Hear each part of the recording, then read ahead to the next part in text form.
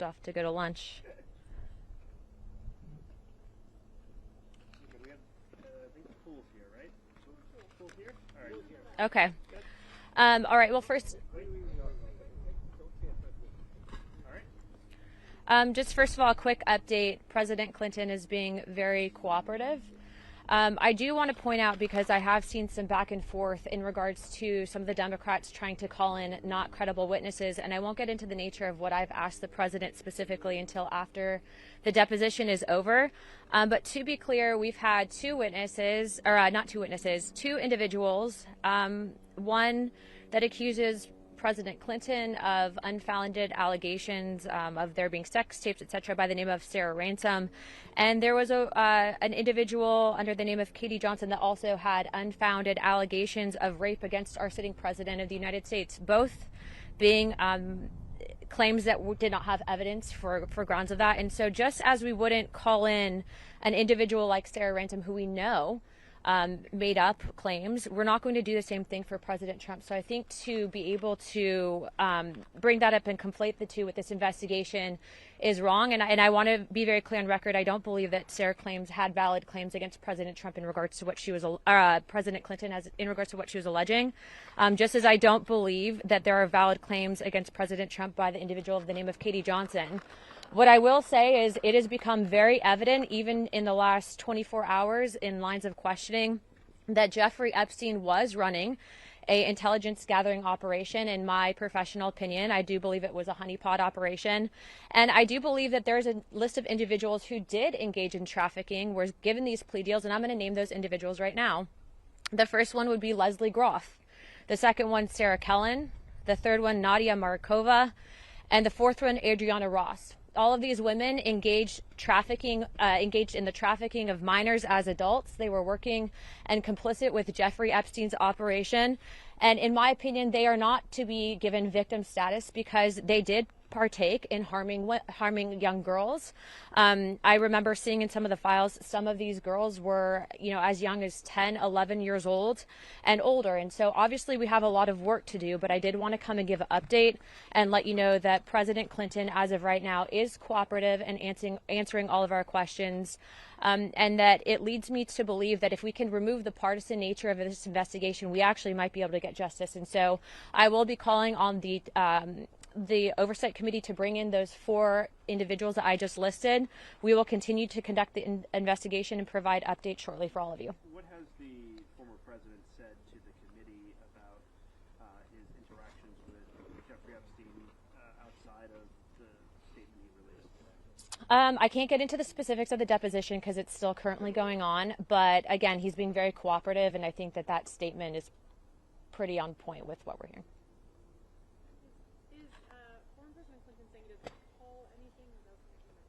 We will provide updates as soon as it's over. I don't want to violate the trust that we have right now in the depositions, but I do think that we are at least getting a little bit more of a clearer picture. And I will say I'm not in favor, and if there is a request to bring in an individual who's made false allegations against President Clinton, I will be voting that down in committee, just as I will be voting down any individuals that are brought forward that have made false claims against President Trump. I do think that there is a bit of partisan smear attempts in this whole investigation, but it's important to note that Jeffrey Epstein does have all of the telltale signs of an intelligence gathering operation. I think we all know that. I do believe that because of the people in power and influence, specifically presidents, etc., that he was targeting, that there is an aspect of, foreign governments trying to pit some of us against each other using this topic. And so we're more focused on that, as well as bringing justice to the victims. And there is no justice when traffickers are given plea deals. And so we'll be following up on that as well. Congressman, I know you said he's being cooperative. Do you believe his statement when he said, I saw nothing and I did nothing wrong? I'm going to go back in, and what I will say is that I don't have any reason to believe right now that he's hiding the ball and everything. He's been pretty transparent. And is it your belief and or the committee's belief that the former president was targeted by Jeffrey Epstein on behalf of foreign nations? It is in my opinion. I don't think the opinion of the committee, but I do believe that Jeffrey Epstein was targeting many politicians many influential people, especially in regards to economic policy, etc. And I do believe that it was possible that not just him, but likely Secretary Clinton, as well as a number of other people, were targeted due to an intelligence gathering operation. I think the American people will agree with me on that. But again, I don't want to get into too much of the specifics of the deposition, and I will be able to tell you at least once this is over. And we will be also trying to release those recordings from Secretary's deposition yesterday, as well as President Clinton's, as soon as possible. Thank you, guys.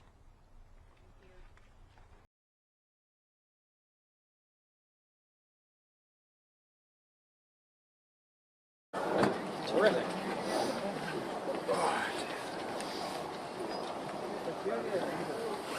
The link.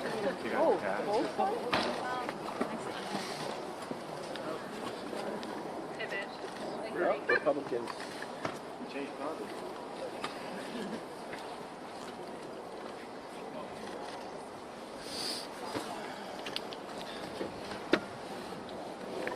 Hello, just wanted to give a brief update. I know the minority members are going to be coming out very shortly. We just concluded the second hour of depositions. The Republicans, or the majority, had an hour. The Democrats, who are the minority, had an hour. We will break for 10 minutes, then the majority will go back for our second hour, which will be the third total hour. That might be the halfway point. After that, that's yet to be determined. But just wanted to mention something, because I know there's a lot of obsession about President Trump from the media, a lot of curiosity about President Trump from the media. I want to make a statement, because they'll probably not mention this when they come out here. Ranking Member Garcia asked President Clinton, quote, should President Trump be called to answer questions from this committee? And President Clinton said, that's for you to decide. And the President went on to say that the President, Trump, has never said anything to me to make me think he was involved, and he met with Epstein. So I know there's a lot of curiosity about President Trump. I thought that was an interesting thing that President Clinton said. So I'll let the Democrats have the podium and they can answer your questions. But we'll come back at the conclusion, the majority will, and we'll answer all your questions. Thank you.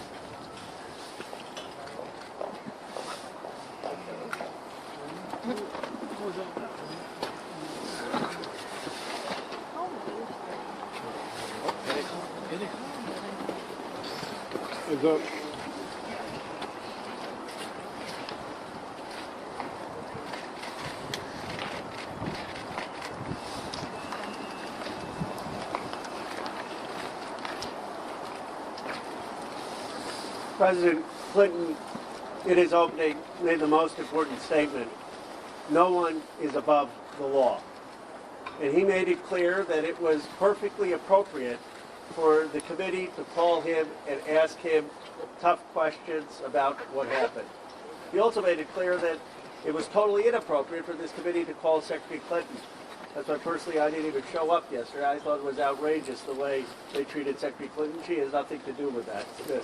But President Clinton answered the questions. I think you'll see when we have the deposition that our side that put the survivors first. We had our members, our lawyers ask questions to get the basic facts and asked difficult questions, and the President answered. And it was civil, and he set the tone, in my view, for the precedent that President Trump needs to now come and answer these questions, that Howard Lutnick needs to answer these questions, that other people part of the Epstein class who've been in these files need to come before this committee and ask these questions.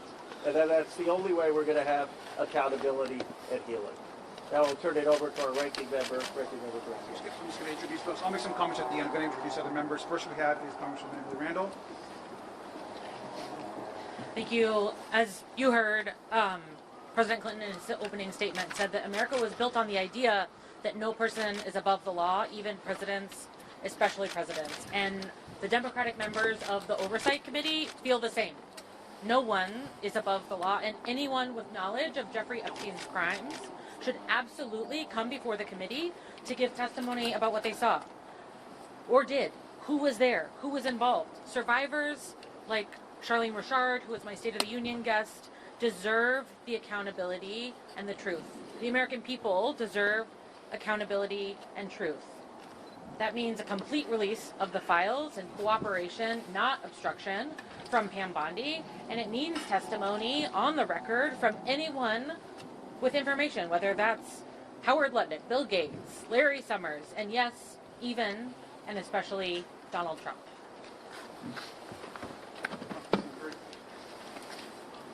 All right, well, good afternoon, everyone. I am Congresswoman Melanie Stansbury, and I am deeply proud to represent New Mexico's 1st Congressional District, where our state has taken action where the federal government has failed. We have reopened an investigation through our state attorney general into the crimes committed by Jeffrey Epstein and his associates in New Mexico, as well as passed the first state-level truth commission in this case ever passed in the history of the United States.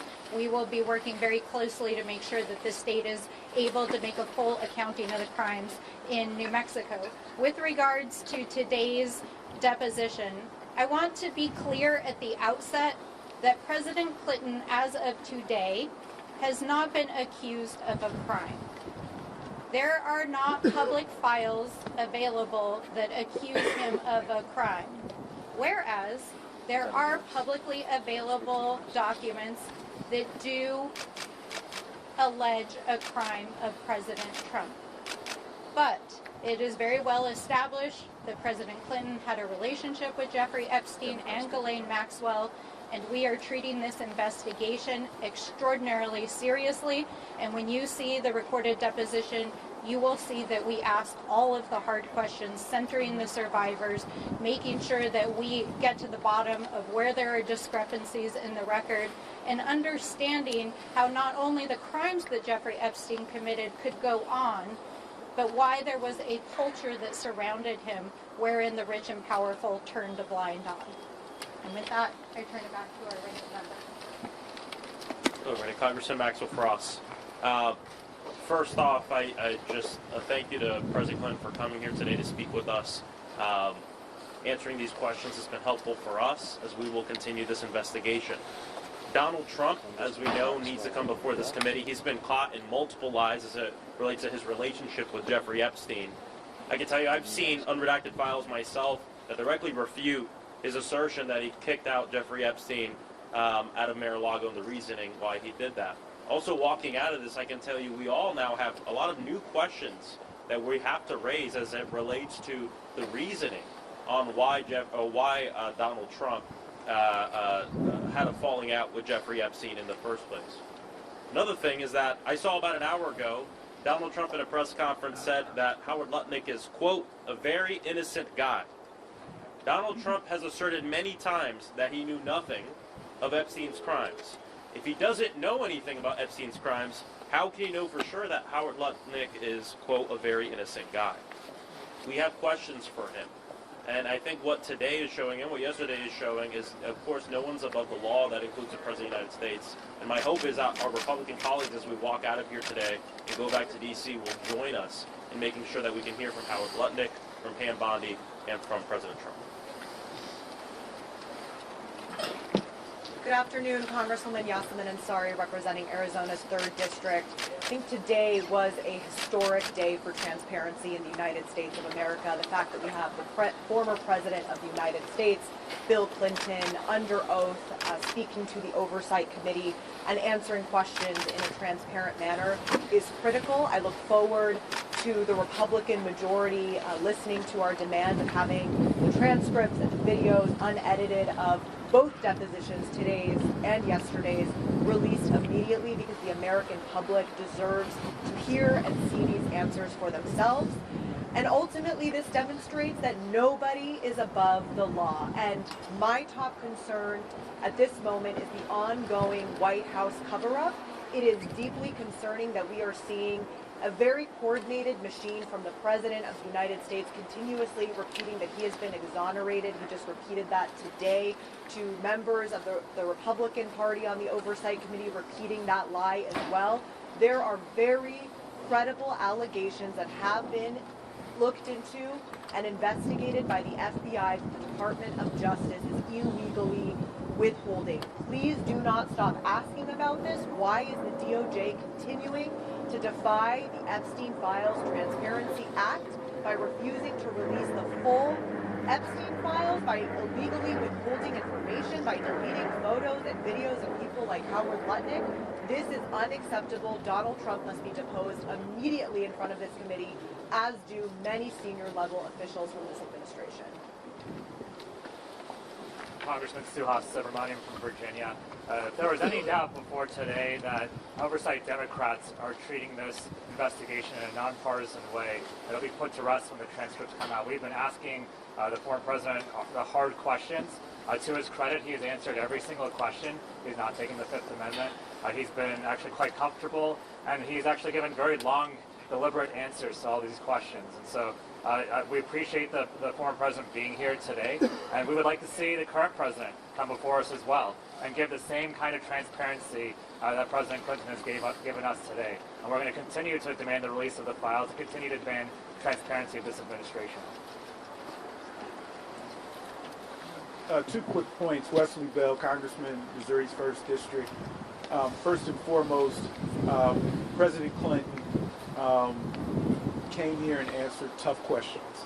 I think the victims and survivors, the American public, deserve a serious investigation, because thus far what we're seeing from Republicans is a very non-serious, as one of my colleagues referred to it as a clown show. And having led serious investigations, I can't disagree when we hear members from the other side coming into a deposition with conclusions, get no evidence to support those conclusions, and then announce to the world that these conclusions must be true. That is unprofessional, it's unethical, and at the end of the day, what we're trying to do is get to the bottom of what actually happened so that we can help hold any offenders accountable. Democrats are doing that. The president and former First Lady have done that, and now it's time for President Trump to do the exact same thing. Under oath, not when you can just make statements randomly on X or Truth Social, but under oath where your right hand is in the air and there are consequences if you don't tell the truth. And so we're going to continue to push for transparency. We're going to continue to push for justice, because that's what the American people and the survivors deserve. I think I'll just make a couple brief comments, and then I'll answer one or two questions, and then the deposition right now is on a break, and so we'll reconvene. There'll be some additional hours of questioning by both the Democratic side and the Republican side as the afternoon goes on. I want to just reiterate a couple things that have been made, which are important. The first is that we are thankful that President Clinton came in and answered tough questions from both the minority party and the majority party. We also think it's important to note that he made some of these statements in his opening statement. He made it clear once again that he does not understand, nor do we, why we spent so much time yesterday grilling Secretary Clinton when she obviously had no knowledge of Jeffrey Epstein and had never met Jeffrey Epstein. We also want to reiterate, and I think it's important for us to know, our call yesterday, because of transparency, it is so important that we continue to release both Secretary Clinton's deposition and President Clinton's deposition. Both of the Clintons are committed to these records getting out as soon as possible, and oversight Democrats agree. The best way of going forward is for there to be transparency and a full public record, and we're demanding that that record not be edited, but just a full recording of what transpired yesterday and what will continue to transpire today for the course of the day. And finally, let me just also say once again that we have a new precedent in this country where we can now demand president and former presidents to testify in front of the Oversight Committee. So we are once again demanding that now President Trump, who is in the Epstein files almost more than anyone else besides Ghislaine Maxwell, answer our questions. This is not a hoax. He has not been exonerated, and we have serious questions for President Trump. With that, we'll answer a couple questions. Chairman Comer just came out and said that in this last round of questioning, you asked President Clinton if he thought President Trump should come and testify, and Chairman Comer said that President Clinton's response was that it was for you to decide, and Clinton went on to say that President Trump has never said anything to him to make him think he was involved. Now, obviously, we don't have the transcript of that position, but I would love your response to that and what. Yeah, I think the best response to that is for you to view the complete record of what actually was said, which, look, we're not going to disclose what was said because that's not in the rules. The Republicans keep breaking the rules. But I think to what Mr. Frost said earlier, there was, I think that the President Clinton, did bring up some additional information about some discussions with President Trump. I think that the way Chairman Comer described it, I don't think is a complete accurate description of what actually was said. So let's release the full transcript. And you can get a full record of what actually was said, which brings up some very important new questions about comments that President Trump has actually said in the past. Any other questions? Congressman. Yes. Mr. Ranking Member, I know in the former president's statement he says that there may be times where he says he can't recall. As that, I know you can't really give a lot of details about what was said in the deposition, but how would you characterize when you say he's being cooperative? Is he answering the majority of questions, or a lot of his response is more, I can't recall? I think everybody would agree that he's been very cooperative, and he's actually answering the questions fairly, to the best of his ability. He has not taken a pass on pleading the fifth for any questions. He's been very thorough. He's been asked some questions multiple times over. I think you'll see that in the transcript. So he's been very cooperative, and in fact, I don't think he's given any sense that he's been uncomfortable to be there. In fact, I think he's been pretty interested in answering, I think, all the questions of both the Republicans and the Democrats. With that, we're going to wrap up. Everyone's on a break. And have Republicans given any indication they want to edit the questions? Angel, anything you want to say? No, I feel good. Is the president going to come out today?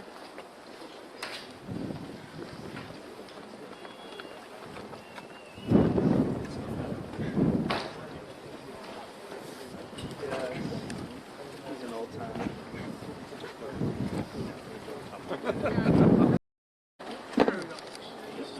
Heads up.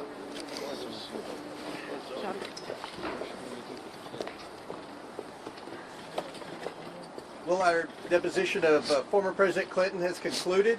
I want to thank everyone for braving the cold and staying out here. I know it's been a very long day. We believe this was a very productive deposition. I will have to say that President Clinton answered every question, or attempted to answer every question. We can talk about some of his answers in more detail, and I'm sure once the video is released and the transcript's released, not only will you, but a lot of people in America will have more questions about some of the answers that were given and where we go from here. But with respect to today, this was a long process, and I want to say this was historical. I believe that in the history of Congress, the two highest ranked officials to ever be deposed by Congress would be President Bill Clinton and Secretary of State Hillary Clinton. This is a serious investigation. We will continue to try to get the truth to the American people and justice for the victims. But I think a consistent theme continues to persist throughout all the people that we bring in. Obviously, the government failed the victims.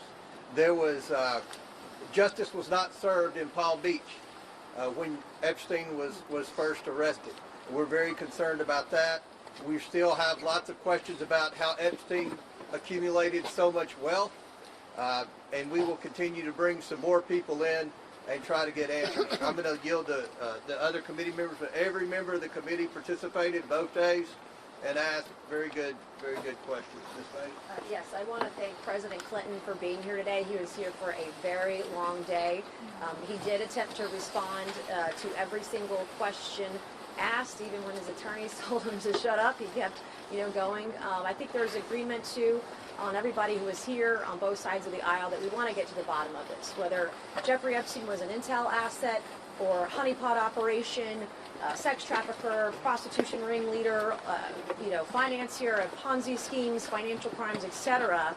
there is an effort, I believe, and a belief that we need to get to the bottom of this because justice was not served in the Southern District of New York. It was not served in Palm Beach. And it certainly hasn't been served for many victims around the world who are victims of this operation. I want to thank my colleagues on both sides of the aisle for their questions today. Representative Stansberry had a lot of courageous questions. She showed bravery today. She and I never get along. Sometimes, in fact, can be seen arguing an oversight. But I say that because this is a place that is not partisan.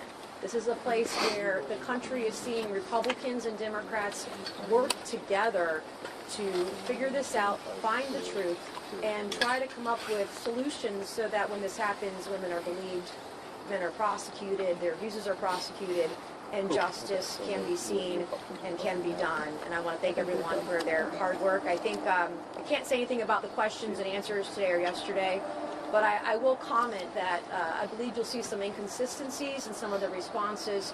I brought that to the forefront this afternoon. Thank you.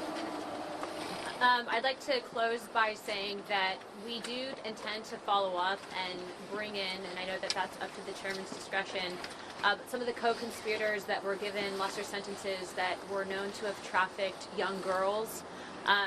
Unacceptable. There's a difference between a victim and someone who engaged in prostitution and the trafficking of minors, and that needs to be clarified. I will again hold to the same thing that I said earlier, and that I do believe, and I'm sure some people on this committee also believe, that Jeffrey Epstein was an intelligence asset and running some form of a honeypot operation. I do believe that President Clinton, as well as the Secretary, were potentially targets of that operation, and we will leave it at that, and I look forward to seeing you all react to the depositions, as I think that this is information that's important and belongs to the American people. I want to reiterate what some of my colleagues have said. I want to salute our chairman, James Comer, for putting together an extremely professional deposition these last 2 days. Factual. This was not a highly partisan event like most of our hearings are when we're in Washington. We were there to ask direct questions. I think President Clinton today was quite candid, probably more candid than his attorneys were comfortable with. But I think that this will, obviously when we release a video of this, I mean, you'll have the opportunity to digest it.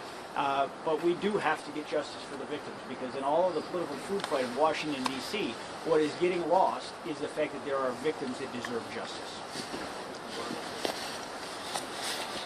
Depositions like this are important because we need to get answers, we need justice for the victims. Epstein and his associates committed unspeakable evil, and I'm glad that President Clinton and Hillary came out here. What I believe I saw the last 2 days was selective memory. Very good details back into the 90s, and in other times, I don't know, I don't recall. So we have more questions to answer. Thank you. Mr. Chairman. Can you definitely say that as a result of the former president's deposition, you now have more information that you didn't have before about his sex trafficking ring? And secondly, also as a result of the deposition, will you be opening any new investigations or new inquiries into specific individuals or institutions? Well, we're going to bring more people in. We're not finished. We didn't want to announce names before today. It was so hard to get the Clintons in. I didn't want to do anything to jeopardize losing them. I think we learned some things. We were hoping to get more, but there were many questions, as you will see, hopefully in the next 24 hours when the videos were released, that there were a lot of very specific questions about very specific documents and correspondence that were subpoenaed by that we got from the Department of Justice, as well as the Epstein estate. Many times the Clintons couldn't recall or didn't know or denied that they were pertaining to them. So, but I do think that we picked up some new facts.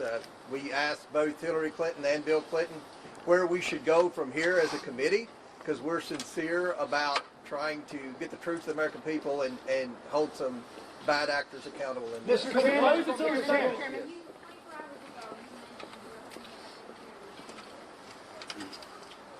Yes, we've got one employee that does the videography, and he had to do the videography today too. So we're going to try to release those. Yeah, well, the transcript has to be approved by the attorney. So the video could very likely come out before the transcripts. Once the The transcribers were in here. We had a whole team of transcribers. They're going to, put it on paper. Then both sides will get to approve the transcript. Then we'll release it. That's standard rules of deposition. We always do that. We will do that with the videos as quick as we can get them all uploaded and cleaned up. Any background noise or anything like that, then we will release them hopefully in the next 24 hours. Mr. Chairman, I know there's been, you've been asked repeatedly about Secretary Lutnick as well. While this deposition was playing out, President Trump said that Secretary Lutnick would testify. Have you made a decision yet on whether you're going to call him in? Well, we have a lot of questions about anyone who spent time with Epstein post-conviction, the first conviction. I think that's where, and if anyone disagrees, feel free to speak up, but I think that's where most of our concerns are. Once you knew Jeffrey Epstein was a sex offender, why did you continue a relationship? So stay tuned on that. Mr. Chairman, why do you think today was more respectful than yesterday? Was President Clinton more cooperative than slow? Well, We were respectful. well, yeah, I mean, you can watch the video and say, everybody knows President Clinton. He's got Southern people skills. He's a charming individual, obviously. Mr. Chairman, President Trump Mr. today. Chairman, you have said in the past that Bill Clinton, Hillary Clinton were not accused of any wrongdoing connected to Jeffrey Epstein. After 2 days of asking them very tough questions in that regard, do you still feel the same way, that there's no reason to think that they're connected to any wrongdoing to the Epstein? Well, they said they weren't. I guess innocent until proven guilty. We're going to go back and look at. The reason Ms. Clinton complained about being asked the same question over and over is because we presented different emails, different documents that would suggest that she was close with Epstein and Maxwell, and obviously she denied that. Now we're going to go back and verify that to see if any type of perjury was committed. Chad. Thank you. Mr. Chairman, President Trump said today that he knew nothing about the Epstein files and he was exonerated. Do you agree that he is exonerated of this matter? From all the evidence I've seen, he's been exonerated for a long time. And would that preclude your committee, if that's your position, from your committee calling him? Well, we'll discuss that as we move forward. Obviously, we've got more people to bring in, and we'll see if any new evidence arises. But right now, I haven't seen anything. And if anybody Can I just say this? The Epstein victims have exonerated President Trump. This is a trope that you guys are, a rabbit hole you guys are going down, but he's been exonerated over and over again by Epstein victims. We need to get all the information on co-conspirators. We still don't even have the names of all the co-conspirators because the Southern District of New York is hiding that information by redacting those names. Can I follow up? Here's my question. Let me just follow up. If that's the case, though, you make the case, the chairman makes the case about why it was so important to hear in great detail from both Clintons, but why it's not worth If I can just elaborate real quick. was on Epstein's plane 26 flights. I mean, he had information with them for hours and hours, lots of minutes, all the Chad, if I can just add in, President Clinton, and you guys will all be able to hear specifically what he said, referenced a 2002-2003 conversation of which he did not feel that President Trump had any wrongdoing in regards to Jeffrey Epstein. It's incredibly important that you guys see through the partisan nature of what has become this entire investigation. It's also important that you guys are reporting the fact that everything that we are seeing in these documents, to include what I presented to both the Secretary and President Clinton, show that Epstein was running an intelligence operation. He was targeting people specifically, and he was intentionally bringing in and using women to traffic in minors and then exposing vulnerabilities for different people.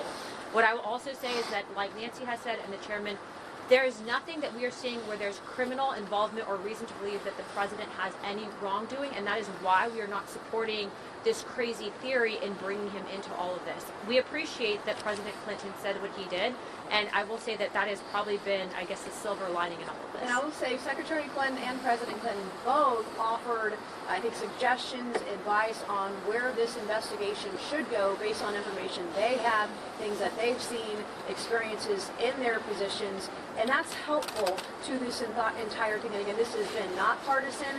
We saw really great questions from the Democrat side of the Oversight Committee and the Republican side today. I was very impressed with where this went today. Nancy, can I ask, when have survivors said to you that President Trump is exonerated? Yes. Because they've only ever told me they want to see him tried. No, I've never heard that from a single victim. When we met on the committee, the Republicans and Democrats met with, what were there, 5 or 6 survivors that day? We met with 2 of them, and their attorneys. Of course, the Democrats asked that question numerous times to the victims, and they all said they never saw anything or heard anything that Donald Trump did wrong, never saw him on the island or anything. And if I can just add in real quickly also, there was false allegations made against President Clinton, okay? We are not going to bring in people that were making false allegations against either president. That's not what you do in this, okay? We're looking for justice, and that's why we're going to be bringing in some of the known co-conspirators that were given plea deals, okay? That's justice.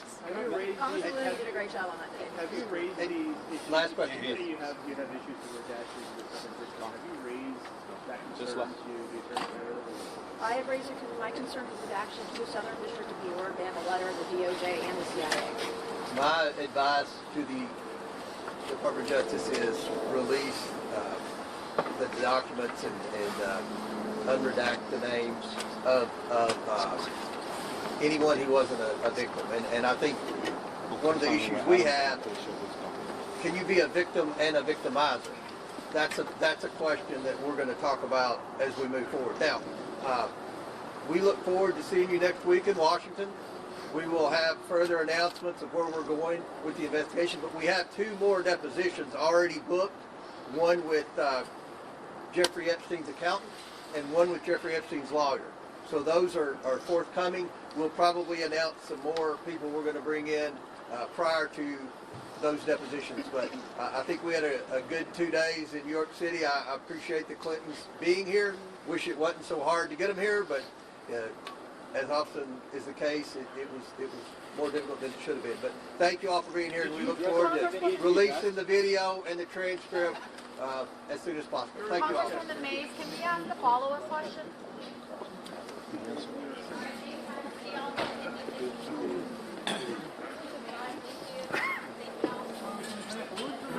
So